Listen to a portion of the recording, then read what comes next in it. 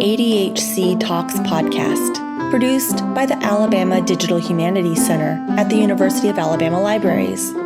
I'm your host, Sara Whitver. This video podcast documents digital humanities research through semi-structured conversations with DH scholars and practitioners. Our guest today is Dr. Richard Newton. Dr. Newton is Associate Professor of Religious Studies at the University of Alabama, where he also serves as Distinguished Teaching Fellow with Technology in the Barfield College of Arts and Sciences and a Digital Literacy Specialist in the General Education Program. He is a scholar of religion and culture, specializing in the anthropology of scriptures and data signification. His work takes a comparative approach to cultural texts that people read and that also seem to read themselves back. He is the founding curator of Sowing the Seed, Fruitful Conversations in Religion, Culture, and Teaching, and an internationally sought speaker on cultural identity formation and digital pedagogy. All right, Richard, welcome to the ADHC Talks podcast. Thanks for having me. This is going to be fun. I know. I've been looking forward to talking with you. I've been meaning to ask you to be on the podcast for some time, so I'm just thrilled that you can join us today. I am going to launch into my questions, which I always ask everybody. Same questions. The first one is my favorite. What makes you feel nerdy? What makes me feel nerdy in relationship to like digital humanities and education, or just nerdy Life. in general? I think even if you just say what in life makes you excited, that probably relates to your scholarship. Yeah. I think the easiest entree into that is that I like world building. So Yeah. that can be world building in like Dungeons and Dragons and storytelling. It can be world building in thinking about like digital ecosystems and workspaces. It can be world building and even like writing projects and teaching. I think the idea of creating a space that people are going to inhabit for some time and hopefully explore in such a way that it makes the world larger because their presence in it and what they're doing to be present. That is a really tantalizing proposition for me, and I think makes me nerd out quite a bit, and I appreciate when it's well done too. Yeah. World building is one of my very favorite concepts. So I can appreciate that quite a lot. I wrote my dissertation on world building. Okay, cool. It is so much fun. I really appreciate the idea that someone can go in and create the boundaries and the features of the space as they imagine it and invite other people to inhabit that space too. And that it's a thing that like both parties have to buy into, you know. Mm-hmm. Tell Yeah, me a little bit more about the world building in your work. sure. So in my research, I look at scriptures and I think about scriptures in a sort of broad sense. So scriptures broadly defined. And I tend to define scriptures as the cultural texts that people read, but that also seem to read them back. So that what that means is scriptures aren't a thing, but that they are a process and a site of orientation that is certainly like political and imaginative all at the same time. Yeah. And they're worlds that people tend to take for granted. So yes, that means looking at the way people sort of envelop themselves in books and create books that envelop themselves and others, but also it means looking at other forms of media too, and media as the way that people relate to each other and cultivate these sense of self and other and the world. But it also means the processes that people engage so that they can make sense of who they are in relationship to other people. Mm-hmm. Okay. Which is world building, right? Like, I mean, like when you unpack 100%. that, it is about like what makes difference and makes a difference in the world and how there's a fine line between how we map that out. And I'm interested in that map making and that grammar, the vocabulary of how people do this and do this, especially around media and text. I love it. I love it. Can you give us an example of a scripture that you are working with currently and what's exciting about it? Okay, so I'm actually currently writing an introduction to the critical comparative study of scriptures, which is a lot of fun. So it's kind of like the textbook that I never had Yeah. in my subfield, and that that book is an opportunity to sort of look at like greatest hits in the development of this subfield, like in the last kind of, I'm gonna say 40 years, but or 50 years, but really it's certainly older than that, but I think in the last 50 years, you've seen a real development in this kind of critical approach to it, like we have in a lot of spaces. But in this textbook, one of the things I'm doing is writing case studies for students and scholars to engage. And those case studies involve the following: um, the parable of the sower from the Gospel of Mark, um, the Tiananmen Square in China, uh, the first chapter of the Quran, or the surah, a surah of the Quran, that a lot of Muslims will memorize and memorize in Arabic, whether they know Arabic or not. Yeah. The Ten Commandments, the U.S. Constitution, and I'm trying to think what else. I talk about a whole host of things within the book that are other scriptures too, but like those are like the ones that we will kind of center around as well and discuss and use all these different theories to kind of make sense of and be like, whoa, there's a lot going on here, more than I ever thought. So Right. Right. That's fascinating. Can you tell us a little bit about, I think I would be familiar with most of those examples as a Mhm. scripture, even the Constitution, but can you tell me a little bit about the Tiananmen Square example or the case study? Yeah, so I mean, I think one thing that's interesting about Tiananmen Square is if you situate Tiananmen Square in terms of a larger development of Chinese political and intellectual history, Tiananmen Square is more than just like this kind of capital site. It's more than like Washington, D.C., China style. But it is that in a lot of ways, insofar as it's a site where the very institution and development of China is imagined and reimagined. And the one way that I think about it is, if you think about a monarch as being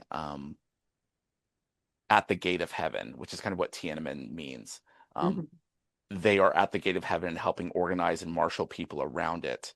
Then it becomes this site where a figure is literally a figurehead, but in the way that, they are the leadership of the group of people they seem to rule. And they're supposed to be connecting to something beyond and harness a power that comes from beyond. So this is often called like the divine mandate or something. Right. Well, one thing we know is that divine mandates get lost and taken away by the people. And so one of the things you see at Tiananmen Square, if you look at its history, is the way in which the mandate of heaven, which is often associated with Tiananmen, um, shifts from dynasty to dynasty and person to person. And when you Okay. have like a scene like Tank Man, Mhm. and you have like the tanks and that are like parading, and this man gets in front of these tanks. What does that say as an act of political dissonance, right? Right. Oh my gosh, this mandate's going away. And like all cameras are on it. So like the mediation of that scene and that protest, um, Right. and counter performance is a site in which you see this kind of like counter scripturalizing going on. Like anything that you say can be used against you in the court of public opinion.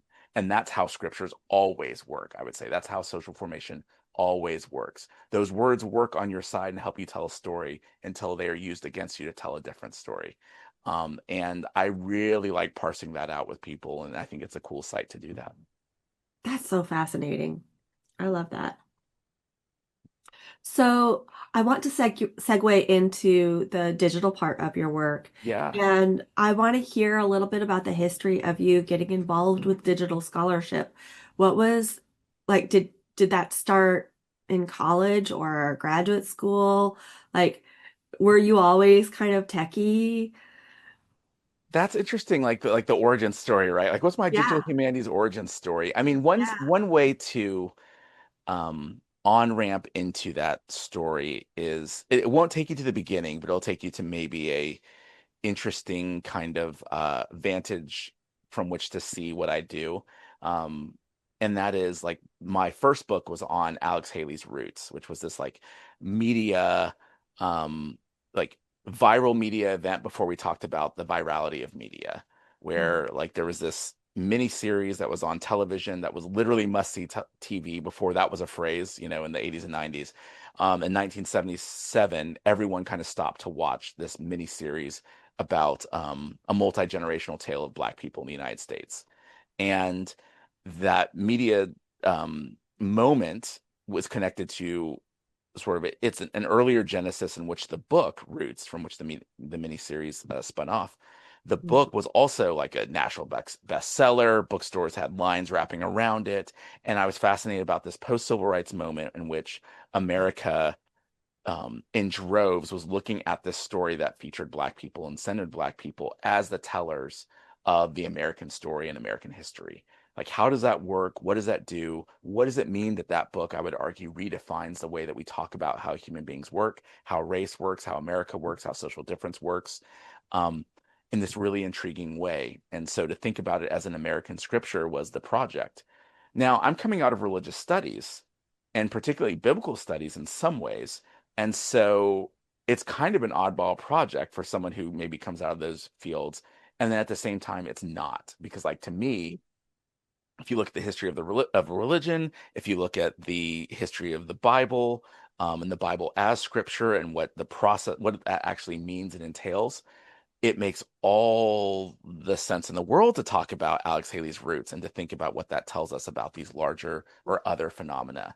And in some ways that work would have fit better in history or anthropology or media studies than biblical studies or religious studies. But to me, I think all of those discourses have something to contribute to this larger phenomena. Yeah. And that's kind of where I live, is in the middle of all these things. And so I've always felt a real kinship in some ways, not so much with media studies, but with some of the developments of how can we think better, more broadly, more deeply, Mhm. more communally about Right. these phenomena where we tell stories about ourselves. And I think I got into digital humanities through scholars who are coming out of media studies in particular. So in my PhD program, I took a digital media theory course with Kathleen Fitzpatrick, actually, who was teaching at Pomona College at the time, which was in the Claremont system where I did my doctoral work. I think she's now at maybe Michigan State, but has led the MLA. And but her class was super cool and opened up a lot of kind of kindred spirits and interlocutors that helped shape the possibilities of what I could do with technology in Mhm. more formal ways. Yeah. And that got me involved in like there was a project called In Media Res that kind of came out of Media Commons, sort of a early like a first or second generation DH space in the media studies world. And I wrote some of my first pieces there.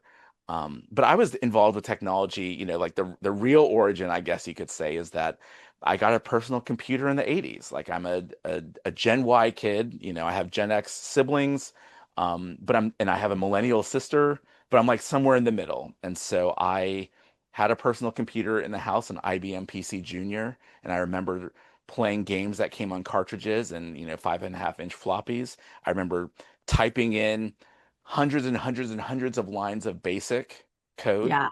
into the Yeah. computer so I could play games. Like you had to like literally like transcribe it and then you could play Hangman or whatever. Right. If you got all the code and syntax right, which you often did not. And finding a place was not nearly as easy as it is now. So like that's a pretty nerdy and techie thing to do. But I also had a neighbor who the dad was like a computer scientist or something. And so he was like Mhm. very much into programming and kind of exposed me to C and other stuff. And I wasn't like hardcore enough to really follow, but like it was cool to be like, hey, that's a thing. And ooh, there's this thing called CAD out there. Like that'd be fun to play with. Or Oh, yeah. like all these sorts of things that were out there like in reach where I could see something like further than where I was. Yeah. And I was always part of the sort of movement in the spaces I was in to incorporate technology into what we were doing. So I was in the computer club. I remember in elementary school, like I would use like this paint program to reproduce book covers that would become the screensavers for all the computers. I don't even think they're called screensavers at the time. It was just a picture you showed up on your screen. And that was like my way to like contribute, and that was a lot of fun. I was in a computer club where at one point we worked with like the technology person and set up all the teachers' computers, and we had Oh, like the school got like a whole set of computers. uh-huh. And I remember there were like six of us that were drawn in and was like, you're the best of the best. We need you. You're on the front line. You have, one day to set up the entire computer, like like all the computers and set up the network for the entire middle school. Right, And it was like, right, we're all looking at each other, like kind of sizing each other up, and we're all coming right. at computers differently, but we like had to go out and get it done. And it was so much fun, right? I Like mean, it's a LAN party.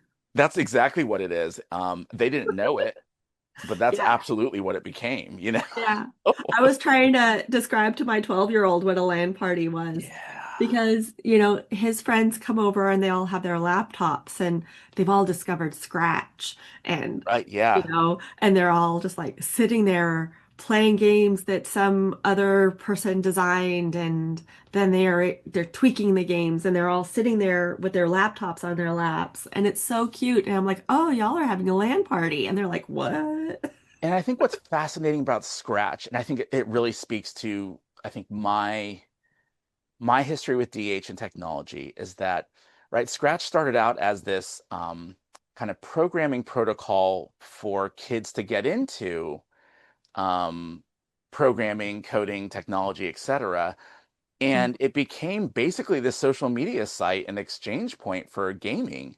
So Yeah. like it used to be like here's an example. Like I have kids, and I would if my kids were doing something educational, I was a little freer on the screen time thing, right? Um, and like Scratch, it's like, okay, cool. Like this is a real good thing for you to learn. And with my oldest son, who's 13 now, I remember designing a game with him. And we talked about like, I want you to design it on paper first, like what you'll do on Scratch, then put it into the computer. So you get that like kind of Hmm. computational thinking, right? Hmm. With my middle child, who's now in third grade, he's like, can I use Scratch? And I'm like, oh, cool. He's going to make a game. No, he's going to an arcade. He's going to a LAN party. That's what he's doing. Like, this is not the same Scratch, except it is exactly the same Scratch.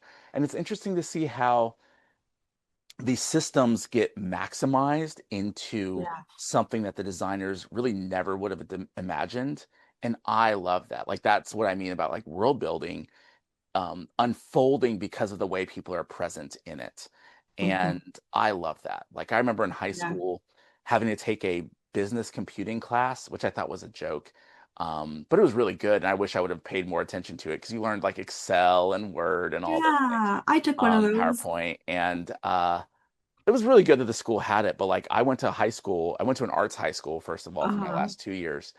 And like Matt Mullenweg, who started WordPress, was like in my high school class. I don't think he had to take the class. He might have, but I think he may have gotten out of it. But like, it's just interesting to think like this is someone who's clearly beyond this class, and many of us were. I mean, obviously he was the most ahead of it than any of us. But like, what was cool about it, I think, for me was the teacher allowed me to, Miss Wilson, shout out, um, go beyond what we were learning in class so I could like really follow my curiosity. So like I remember my project was to take PowerPoint and basically create what we would now call a website. But basically turn the slides and use hyperlinking and all these stuff to make basically it was like the Matrix. Like we had to do something, but like I took a whole like Matrix vibe because it just had come out and we were like the yeah. Matrix. And so, I had like all the green code and all that stuff like falling. And I probably had to manually do that though, like or do some macros or something to make them fall. But like you could link through and go through all the Yeah. stuff. And it was like now PowerPoint would not be the way you do that. But when you're in high No, school and that's but what they you have, still, I that's the mean, thing, right? And that there was are so still fun. people who do that in Yeah. PowerPoint. Yeah. And And you could and should, and there's neat ways and reasons to do it, right? yeah. And And I there's think for even me, a, it's like why, like that's the fun of the yeah. possibilities of this stuff. Yeah. Hmm. I think there's actually an Adobe application that literally translates into what you're describing Yeah. Oh right now yeah. that people use in their classes. It's quite interesting. It's interesting to think about that within a PDF too. When I discovered I could do that in a PDF, like Right. I could anchor things and and make links go to different pages. Yeah. And like I this was the late 90s. This was yeah. like we are hearing about Y2K. We don't have Wi-Fi. I was trying to tell my students like when Wi-Fi happened, and I can't really remember. But like it was such a different time when It it came to was. computers, and there's so much changing. I would argue more than, or at least as much as is happening now. But they were big shifts. These are different types of shifts that we're seeing now, but those were huge shifts as well. Mhm. Yeah. Yeah. I think I think one of the big differences that is going to be happening on something like Scratch or, you know, m most places is this notion of vibe coding, which I, I find myself really enamored with because Hmm. it makes it so accessible. Um, like you don't have to learn the coding language. You just have to have computational thinking and you have Hmm. to like be able to plan your project out and then ask AI to develop the project with you. That's really a fascinating concept. Um, And it breaks down the like sort of yak hack divide too, because I yeah. think it exposes that the hack needs yak and the yak needs hack. Yeah. And Yeah. um, to me, it enriches the sort of no code approach because it's like you do need code, but not because code is intrinsically good, but code is a means for the output you want. But if you can address that in other ways, then awesome. But you also need the computational thinking and the like to engage the tools that you're going to use most likely, or at least help you. Yeah. And then the sky becomes the limit, more or Right. less. So, I really feel like that's going to take us so much more towards AI literacy than other things have so far. When I think about, um, for example, uh, our students writing their papers with the help of AI, I mhm. think once people get better at this idea of vibe coding, they'll be able to troubleshoot a lot better, and they'll be Yeah. able to say things like, "Help me find sources. Don't give me anything fake." Yeah, or understand what the sources are and why they need the sources in the first place, like so that Yeah, they can hone in the sort of discriminating element of literature abuse, right? yeah. I was telling my oldest son about we had two conversations recently that really seemed germane to this, and one was he was asking about um, when he gets to high school, can he use the library to like do research Oh, and like do they have like actual books that he can use because like right now like a lot of times in middle schools and stuff the libraries are largely fiction books like there's fewer and fewer like reference materials because it's cheaper to just get a subscription or it seems cheaper to just get a digital subscription to things and sometimes you can't always use the computer right so he was like are there encyclopedias are there we were talking about like the what was like the TCLC, like the 20th Century Literary Criticism volumes and things. Like I was telling them about that type of thing, and I remember using those in high school. And I was like, I don't know, you'll have to see when you get to high school. I imagine they still have some of that stuff, but like the he was thinking about aloud with me about sort of like what research is, and I think that's increasingly going to be an important thing that we have to um, consider as we're teaching students with technology. And also, I think we are finally growing into the idea of STEAM. And yeah. I think that acronym actually came out of Claremont Graduate University, where I did my PhD. I remember Sara Whitver, she wrote her dissertation on STEAM. She started the first journal on STEAM that Mhm. just got revamped. Shout out to Sara Whitver and Shamini Diaz um, at Claremont. And I thought, I'll be honest, I thought the acronym was a little goofy because so often the discussion around it was like this, um, let's just add another letter to STEM and let's do the arts. And then it's like, oh, well, what about stream? Like, let's add religion to it, or let's add, another S and we could get streams. Like, I can play that word game for branding purposes. But if it's really going to be about our approach to how we make sense of the world and these phenomena around us, I think there's a lot of work to do, a lot of necessary work. And I think like what you're describing with like vibe coding is going to help us live into that kind of future, and actually kind of like sci-fi future where coding is kind of artistic, coding is kind of, Matt Mullen would say like code is poetry. Um, Coding is a to go back to the Matrix, it is martial arts, right? Like it is that kind of um, Yeah. expression. Now, I would say that expression is political and it's discursive politics, but we're going to see that and we can embrace that, engage that, and we'll need to do so critically. And I'm very excited about that future. As scary as it can be, I'm also think for the humanities, and humanities scholars, if they play their cards right, there's a real opportunity to be part of a conversation in a public discourse that we haven't been able to inhabit in the same way for quite a while. Yeah. I've been letting myself just sort of sit back and watch several graduate students as they're moving like through their comps, and they're not my advisees, but I am a mentor of theirs, and how much they're using AI to body double. Hmm. It's really fascinating. Can you say more? Yeah, like they're having conversations with AI about like existential ideas that they're working through in their writing. Hmm. It's fascinating.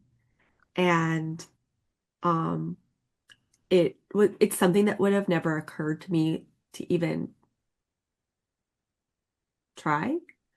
And I find it fascinating, and I find it there's like two different sides that I'm sort of struggling with. There, on the one hand, people who, especially people who like to talk through their ideas, don't always have somebody to talk through them. Hmm. And I know that this is a solution for that. But on the other hand, like finding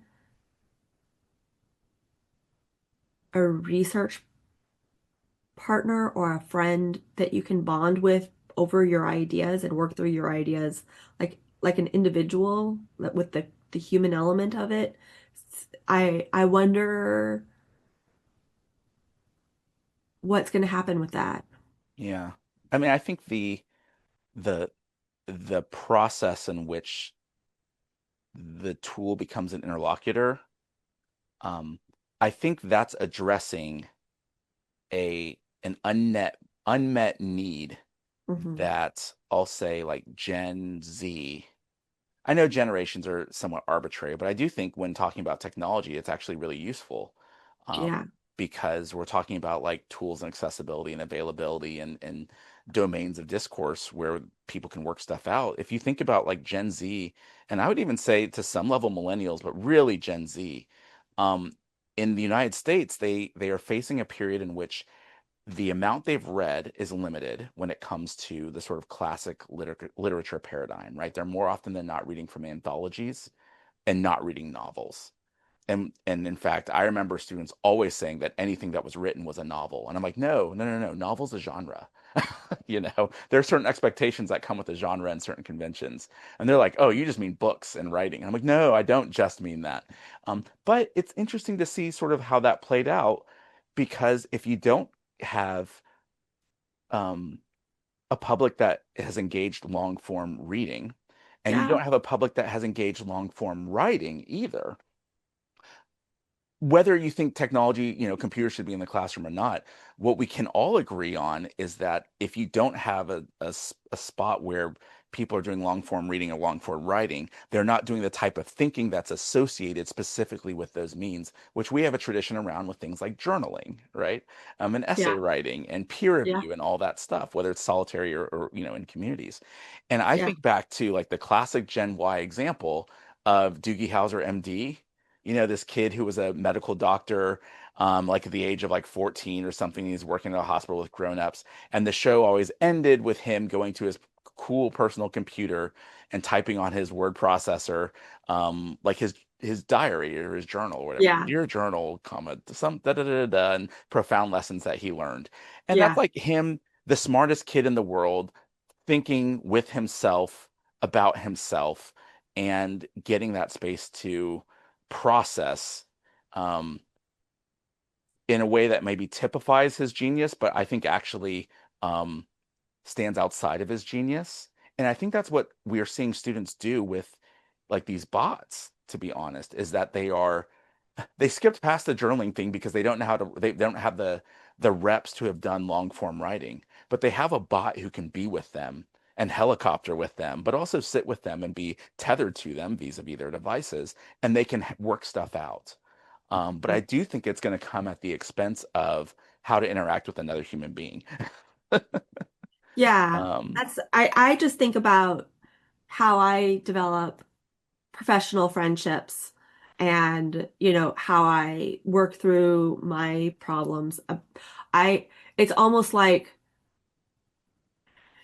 that uh that dating game where people have like locks and keys and you're going around with your lock and you're like, do you like who has my key? Like I feel like mhm, mhm. with scholarship and with like professional relationships, sometimes finding a fit is like that. Like I'm saying words. Do you understand my words? Yeah. Or do you want to interact with my words? Like, You yeah, are know, we having the same conversation? Can we have the right, same conversation? Yeah. right. You say world building and I go, whoop, Hmm. you know, and it's like, I don't know. I treasure the insight of other people who use the same language that I use and who have similar needs or ideas or like curiosities. And I don't know. That's just like my favorite part of being an intellectual and an academic is that social part of it. So, Well, I hope what will happen is that these tools will allow people who are having a certain conversation to find other people who are having similar conversations, right? Which maybe that's because I'm a product of my own sort of generational environment. But yeah. I'm thinking about it in relationship to the perhaps misplaced fear about things like online dating, right? Like I remember I was talking with a colleague here about um, Gen Xers. If you watch media of, it's probably Gen Y media talking about Gen X media or Gen X media doing this, like the idea of like video dating or like phone call, like phone dating, um, that seemed like very strange in some ways and was like almost like looked down upon culturally. And that when dating apps came about, like that looked like, oh my gosh, like what a loser if you're on a dating app. I don't know people like, I mean, I missed that boat, in terms of like my own like marriage and the like and dating experience. But I feel like most of the people I know now are on those apps if that's like their game. Like that's a very common thing, I guess. Like it's the way that tattoos used to be seen as like super edgy and alternative or like very status quo at this point. Yeah. And I think the same type of thing with like dating apps. And so I say that by means of saying if the sort of in individual Gen I experience has the sort of Web 2.0, 3.0 revolution that we've seen before, it'll be intriguing to see what happens when this sort of body doubling leads to uh, social connection and Hmm. social networking. And I think that could be really interesting, especially for scholarship. And I've heard tell that that type of thing is happening in the sciences. Like, oh, we're talking about something that this scholar's written about. Would you like to connect me? Like, that would be a very cool sort of thing. I mean, honestly, it's what librarians do so well, right? In a lot of ways. Um, it will make networking actually mean what that means. Um, Yeah. I Yeah. think there's possibility for that, but it's a lot to tease out, and it will require a lot of like kind of social intelligence too. Yeah, for sure. It's also interesting. I would love to segue into hearing about what your current project is, and if you have anything that you'd like to share with us visually or any links that you want to share with me. I have a document open that I'm going to save links in Sure. to be able to put into the description when we uh, upload this on YouTube. Very cool. Let me see if I can, share my screen, and I would love to be able Okay, to sure. Can you share it? I can. I needed to open up one more tab, I just realized. So one way to think about what I do is just sort of like within my setting here at the University of Alabama, and that is I work in the Department of Religious Studies and specifically our REL Digital Lab, where I'm often working on projects that give people the opportunity to use digital technology to help them think about issues in social formation, identity politics, etc. And the current work that I'm working on is a project called Decoding Diaspora, mapping Joel Augustus Rogers' Mythic Africa. And really what it is, it's taking a data set that really entails a scrapbook that's been in my family for a few decades, of these newspaper clippings from this historically Black newspaper, the Pittsburgh Courier. And there's this series called Facts About the Negro that was sort of a proto-Black history from the sort of World War II era to mid-20th century, written by Joel Augustus Rogers. He was a contemporary of W.B. Du Bois and Arthur Schomburg and some other people that folks may have heard of, sort of part of the early 20th century moment on Black history. And he was writing this intriguing history that made the argument that Black people are part of world history, contra a lot of literature on the time and a lot of like race science at the time. He was like, no, Black people have been part of world history. They've not only contributed to it, but you can't talk about world history without them. And the way that he went about doing this was really interesting because he was showcasing all these examples in which Black people were contributing to world history, not in a cheerleading sort of like they're the greatest and best and only worthwhile people, but that they are very much human and very much part of the stories that we should be telling about ourselves. And I find it to be really fascinating because it has this kind of Ripley's Believe It or Not approach where it's like, did you know? So like if you think about like Hamilton, the musical, and the sort of revelation that, oh my gosh, Hamilton spent time in the Caribbean and and maybe he's part Black and all this. Did you know he was Jewish? Well, Joel Augustus Rogers actually has a clipping on Hamilton. And this was like from the 1950s, I think, when he did it. So I had this scrapbook that my grandmother put together of these newspaper clippings. And my mom was like, what is this? And eventually I had the idea really around the start of COVID to kind of preserve the book because it was falling apart and to use digital technology to help me make sense of what I had in the first place. And so I have this project where I turned, these 100 clippings into data that is computationally legible.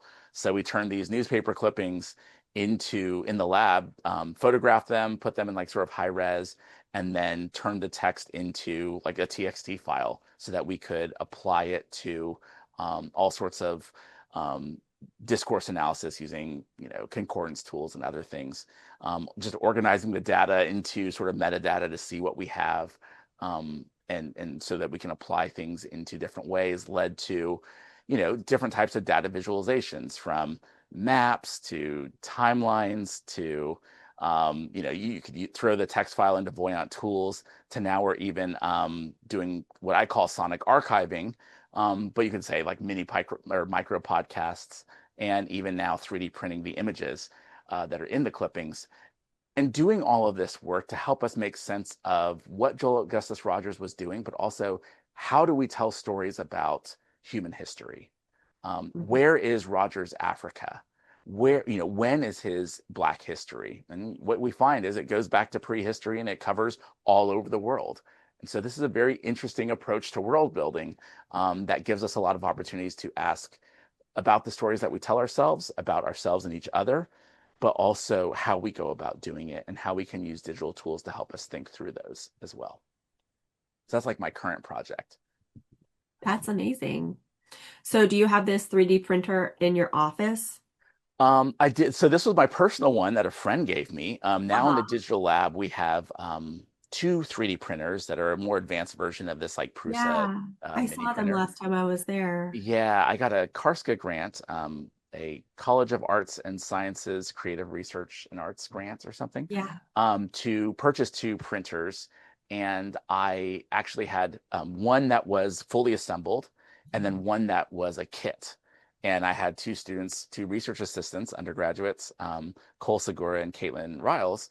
They had to assemble it as part of their, participation on the project. So they had to put together this Oh, 3D wow. printer from scratch, basically. They just had the parts, which was really cool. And they both work, they're both operational. And so we use those to print off, 25 odd artifacts. And in February, I'm going to be exhibiting Decoding Diaspora. It will go live, and we're going to have a sort of installation at Gorgas House, and there's going to be a lot of different presentations from various faculty using these resources to kind of share their scholarship, Yeah. this data set to do so. So Yeah. it's going to be a month long Fantastic. of activity. So Yeah. Well, that points us in the right direction, because my next question is, what's next for you?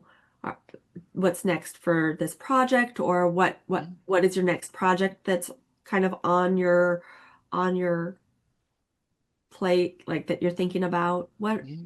What's next? Well, I mean, I think one of the lessons from this project has been that I actually have a method that I think is actually a real difference from what I had been seeing in like, sort of digital humanities or cultural analytics. Uh-huh. Um, and that is, uh, right, I should first and foremost say that this is coming out of or growing from a place of anxiety about being like, do I even know what I'm doing? I'm just making this up as I go. But what's been really big about this process is sort of documentation internally with all the students and colleagues who have been working on this project, but being able to reflect on that, right? Kind of like the Doogie Howser Journal. I can really see how the scholarship I was talking about in the beginning and the training that I talked about in the beginning has really dovetailed and been infused in this project. And I would say the big sort of intervention that I think this project reveals is that this conversation on big data and our fascination and obsession with it, I think actually kind of misses the point about how data works or how human beings work with data. And what I mean by that is it's not that because we have a massive scale of data before us that we have interesting things to say, but rather that when we have data before us at any scale, we have a lot of different scopes we can use to assess and analyze that data. And what happens when we are conscientious and critical about the scopes we use to study the data before us. So a single datum can be infinitely interesting, just like a huge amount of data can be overwhelmingly interesting as well. And so, Right. I could have 100 million clippings and it could be a big data project.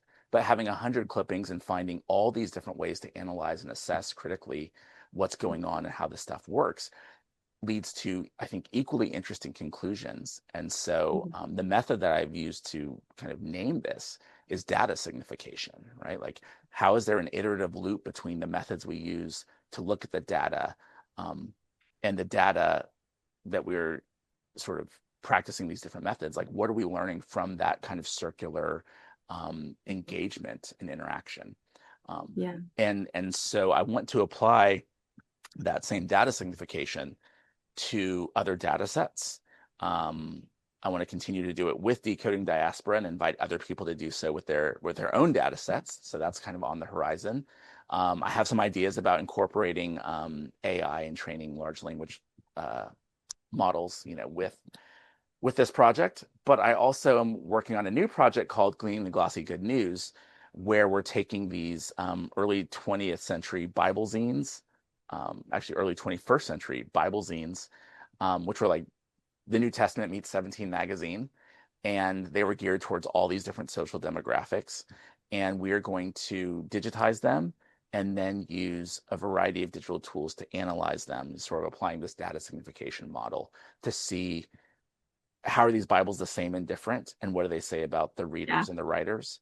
And I'm really excited to see sort of where that goes. That's been a lot of fun, and I have 3 students working with me on that as we speak. So. Yeah. Yeah. Well, I feel like I'm running out of time, and I still have so many questions about your um, decoding the diaspora project, but I'm wondering if you feel like you're in a time crunch. Like, do you have something that you need to get to? I could keep talking. I probably have 30 minutes if you're good. Yeah, so I can hang Okay. out. Okay. So I want to talk to you about um how you've digitized the scrapbook, and sort of what your priorities were as far as preservation goes Mhm. with that. And did that come purely out of your scholarship, or was that like an idea to share the scrapbook with your family? And then I also want to know how you went through the process of OCRing it and Mhm. transcribing it. Um, if I remember correctly, you utilize Abby Fine quite a bit, and I I'm do not sure for if you another, use that yeah, tool or anyway. Those are my questions, sort of yeah. methodology for preservation and Mhm. digitization, and then how did you prepare the data? Yeah. So, I mean, I would say the family connection, I think a lot of times people want to know like, oh, like how meaningful is this for your family or whatever. I would say the familial connection gave me access to potentially interesting things, which I think is how it actually always works. Yeah, Even when it's like something is intrinsically interesting, or we say it's intrinsically interesting, there's a level at which it has to be around you for for it to even catch your eye. Um, and so for me, once it caught my eye and I had a lot of questions about what it was, and frankly, the time to look at it, the question became, well, how would I go about looking at it? And I really didn't want to look at it until I had time to think about how would I go about doing so. And on first glance, I very quickly realized it's falling apart. Like every time I would open the scrapbook, pieces were coming apart. So I knew preservation would be big. And I had the idea of working actually uh, with sort of someone who works in book arts and archives to like figure out how to deal with the material of it all. Then COVID happened, and it was like, oh, uh-oh, like that's not going to work. Like, everything's closed, everything's shut down. Like, and yeah. frankly, collaborating on projects is not priority number one. So where I started was I just took pictures. Okay. I literally pulled out an iPhone, iPod Touch. Okay, Oh, because you asked me how I'm nerdy. I keep technology and I use it until the wheels fall off. And I had an iPod Touch, like first generation, maybe second generation, that I just took pictures of every page. Um, and then gave those pictures to a student who wanted to work on research with me. And I said, I want you to go through and transcribe all these images. And I will do the same. And we kind of compared notes. And we just did it in a TXT file because we wanted it stripped of any formatting. So that I knew would be important. I didn't know what I was going to do with it or how I would use it. At one point, I talked with my colleague Jerry Waringa, and we were kind of brainstorming about what could be done with this project. And the question I had was like, what is Joel Augustus Rogers Africa? Like, where is it and when is it? yeah, So I knew that like a map and a timeline would be really cool.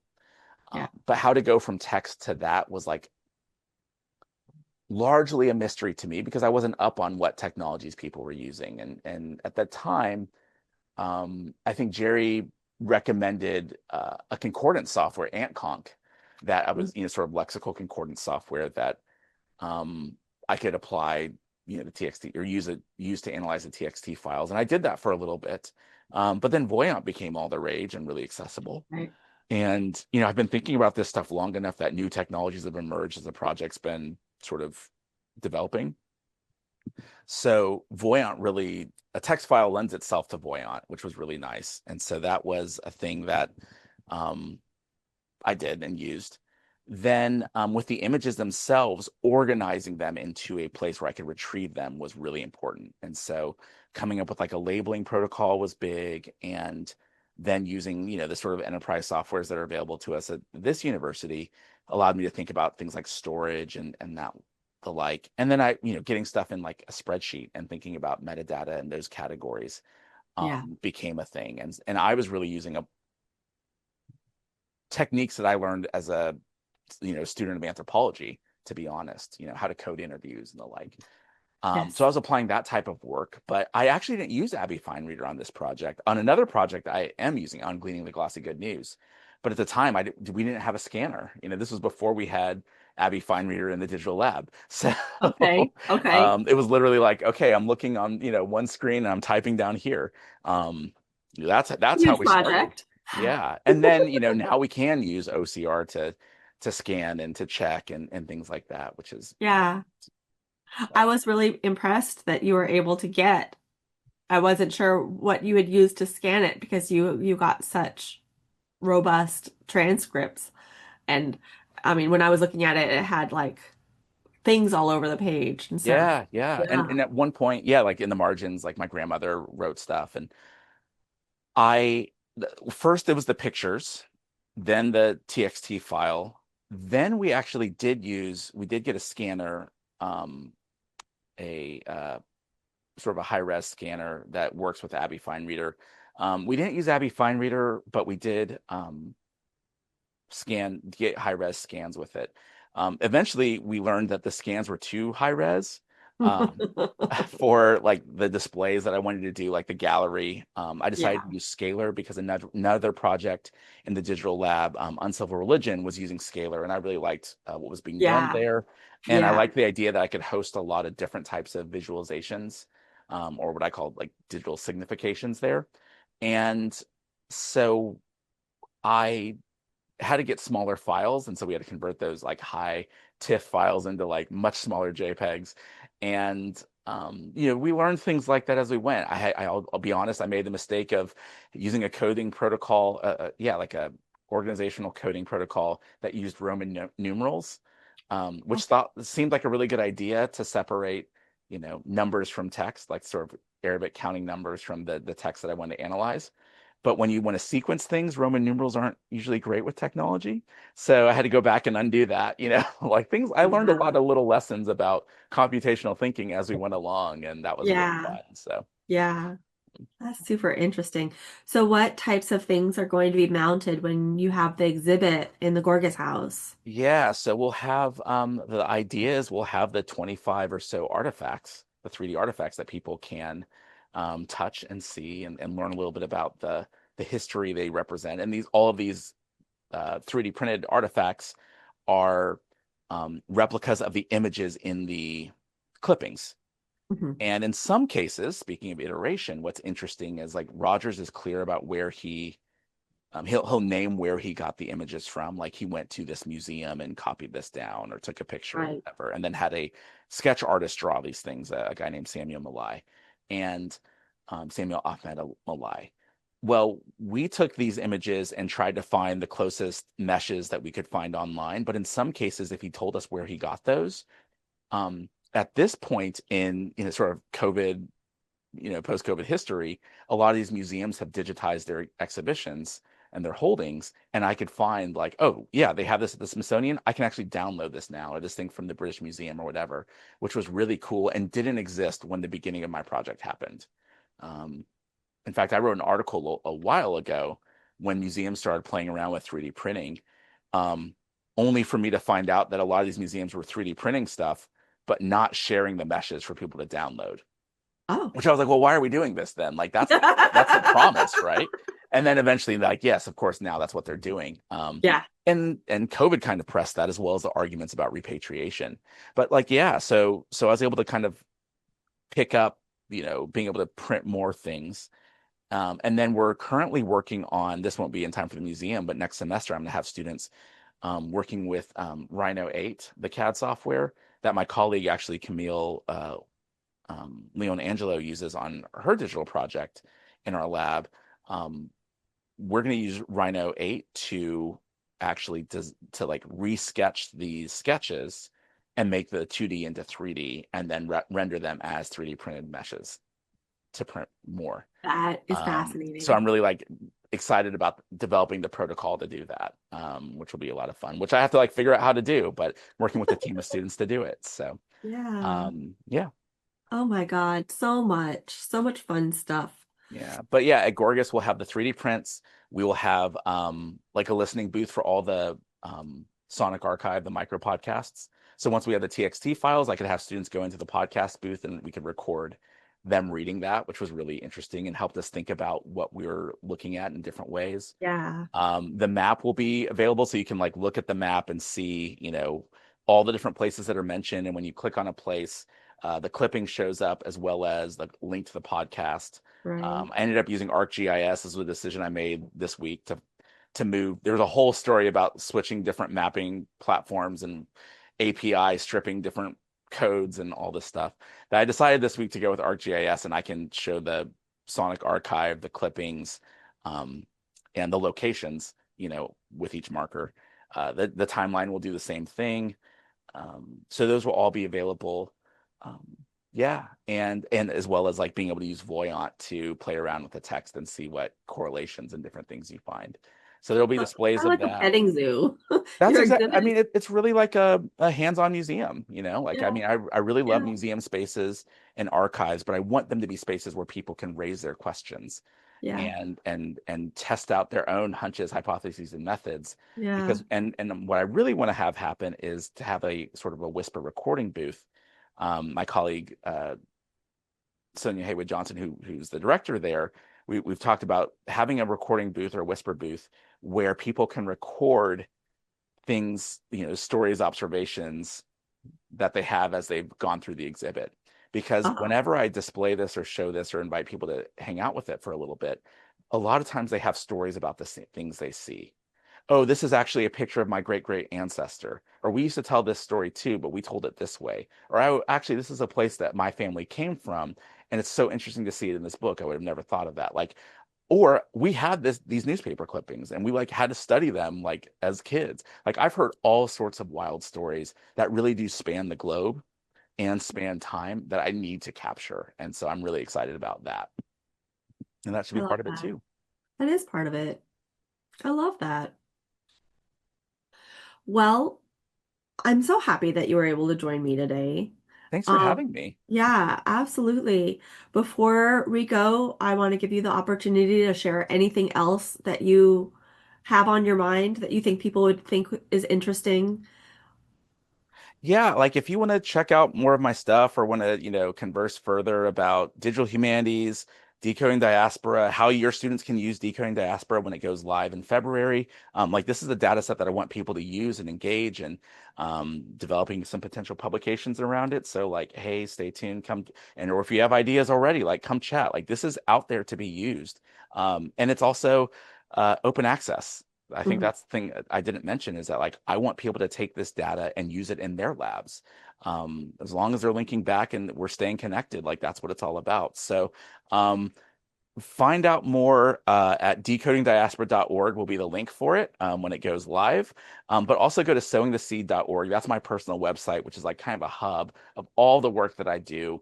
And you can stay up with sort of my thoughts on religion, culture, and teaching, from live programming to blog posts to videos and teaching ideas and materials. That's all at sowingtheseed.org. And there's links to my socials from there as well.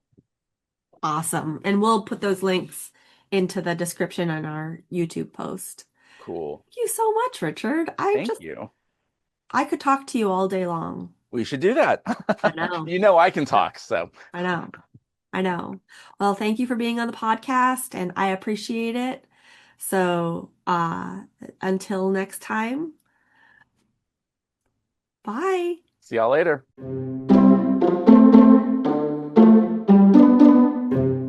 This episode of ADHC Talks has been brought to you from the campus of the University of Alabama. This is Sara Whitver. Join us again next time to hear more about DH folks and their super cool projects.